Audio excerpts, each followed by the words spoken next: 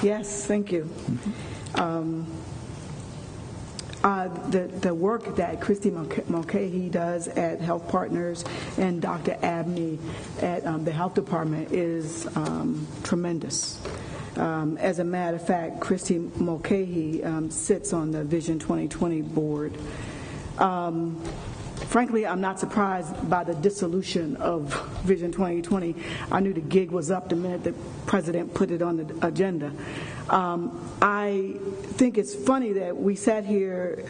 Well, I want to apologize to Eileen Minnick for having to put on two presentations. I told her when it was coming on the first time that the gig was up, that Vision 2020 was going to be dissolved. But it's funny how last time this Vision 2020 was before the citizens, there was all this questions about how much it was going to cost and what's the relationship between the people that we're serving and how much money we're spending. And none of those questions are being asked today. And I want people to know that all of this is done with no discussion, no inclusion of me who has spearheaded the Vision 2020 program, and that this whole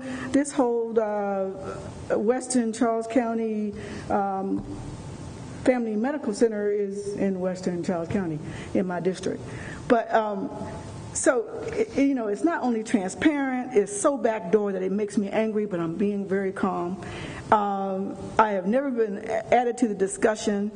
The fact that the resolution is already drafted and in board docs, that we've already had a dissolution of Vision 2020 when we just had the final presentation about 20 minutes ago is just remarkable to me. It also concerns me, number 3 in the proposed resolution, that we're already discussing the 2018 budget, that fiscal year 2018, we're not going to fund Vision 2020. I mean, that's a little far-reaching. What else? I've got all kind of notes here. I would appreciate some heads up. I would, there's no transparency at all. No discussions, no nothing. This is just, anyway. The 8 hours toward, thank you for the 8 hours for the people who are in the middle of the program right now, who are used to having more than 8 hours. I guess that might help. I'm not going to argue against that. But I do know that clinic has had lots of problems, and I'm not so sure it has the number of people to sustain it or to make it worthwhile to sustain it. And I see Millie Hammond here, who also sits on our board. One big thing that, if you had a discussion, is that we came up with was that it wasn't just one thing. It wasn't just health. It wasn't just housing.